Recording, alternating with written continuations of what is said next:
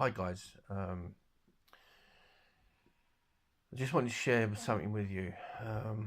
It's not a nice subject. Some people might think it's a bit weird, but if I can explain what has happened, um, it it may help others. Um, so my father had Parkinson's disease for many years, and the 19th of last month, he uh, he sadly passed away. Now, it wasn't the Parkinson's that killed him. Um, it was cancer. Um, he was at home when he passed. All of us round him.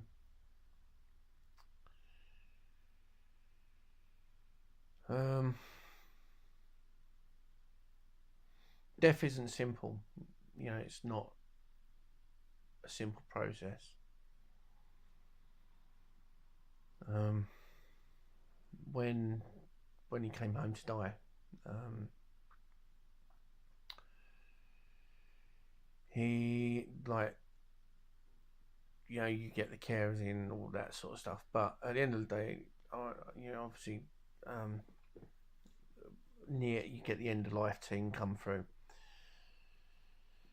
Um, so the evening my father passed, um, there's a process you have to go through. You have to ring 111 out of hours service in the UK. I don't know what it'd be for the rest of the world. And basically, you have to tell them that it was an expected death. Otherwise, they'll class it as a sudden death, and then the police has to come, and there's all sorts of paperwork. So that's what you have to clarify when you call them. Um,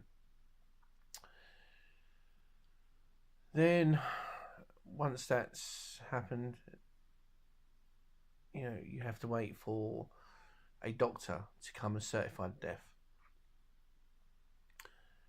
Now, say my father died in the early evening,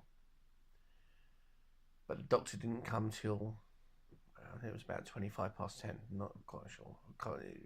Everything was a bit of a blur, and that will be the time of death. Although he may have died 3-4 hours earlier. Um, that's just how it works. Now, if in my father's case, a doctor came around to see him 2 days before he passed, and they said, "Oh, a couple of days." But if you haven't seen a doctor within 14 days, there's normally an autopsy required to determine cause of death. So fortunately, we were spared. We were spared that.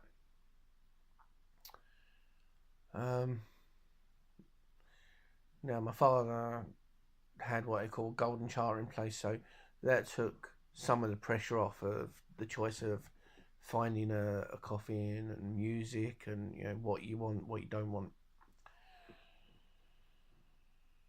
The other thing I want to just talk about is briefly is that if a family member dies, and if you have what they call the hygienic process,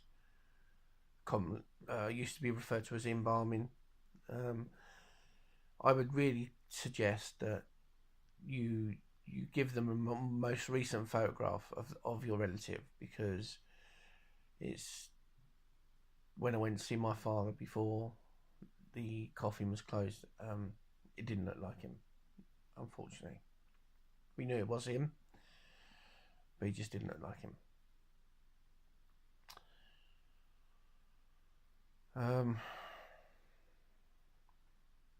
And I've really struggled. I know it's only been just under 5 weeks. I've not cried. I've not cried at all.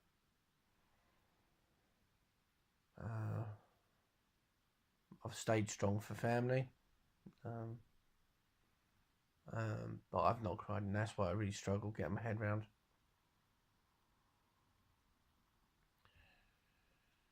You know, people say you'll get back to normal, but it's not a normal. It's a new normal. It'll be a new normal for you when you go through this process. Um, I still walk in my father's house and his chair's empty, or where he was situated when he passed. Although the room's gone back to normal, that's all I can see. Um,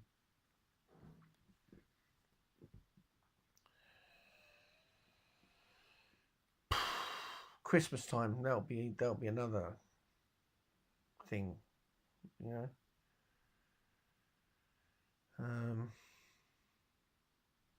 that'll be another new normal, as I was told.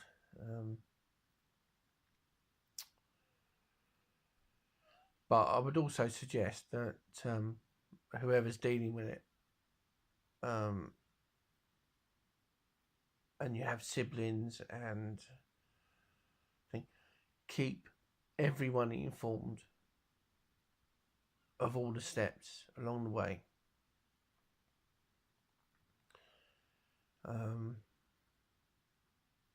Because people may feel they've been left out, or things have been decided behind their back.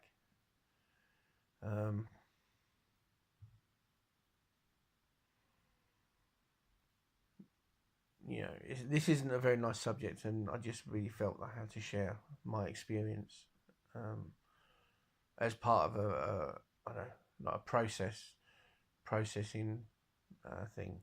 But when it comes to the day of the funeral, the funeral director says to me, "Do you want to carry your father in?" And I was like, "I don't know. I didn't think I'd be mentally strong enough to do that."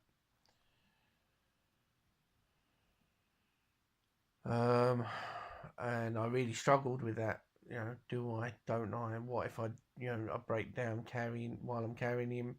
You know, there's all those sort of questions running through your head, and I really just felt that, well,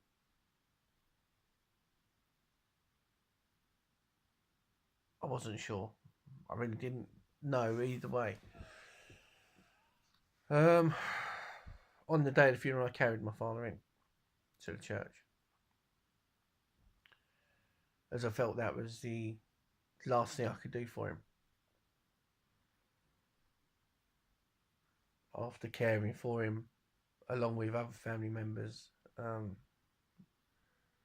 for a long time.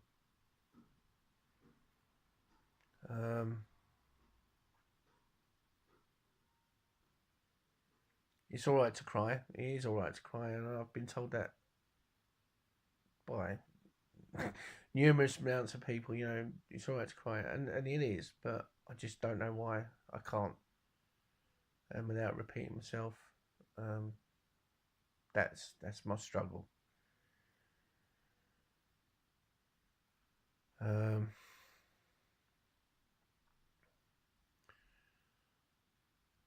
So I really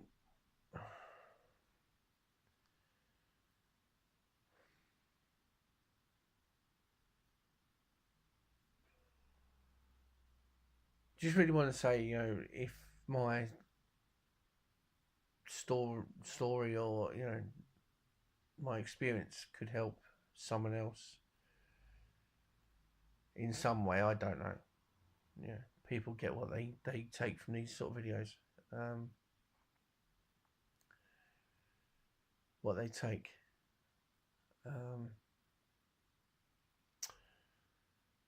Just like I said, my father had Parkinson's, so just a funny story that was told to us.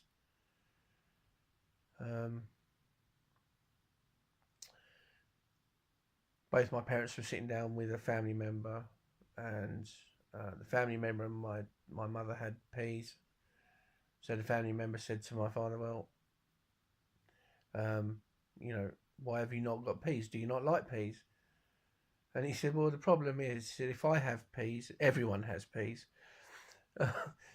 Which did make us laugh in the eulogy. So it's all right to laugh as well, Um, um, it's all part of the coping mechanism, the fond memories that you build from those little stories.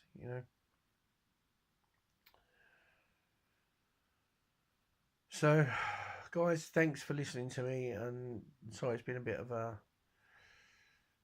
sad story, and you know, and but I just hope if anything I've said today helps someone else,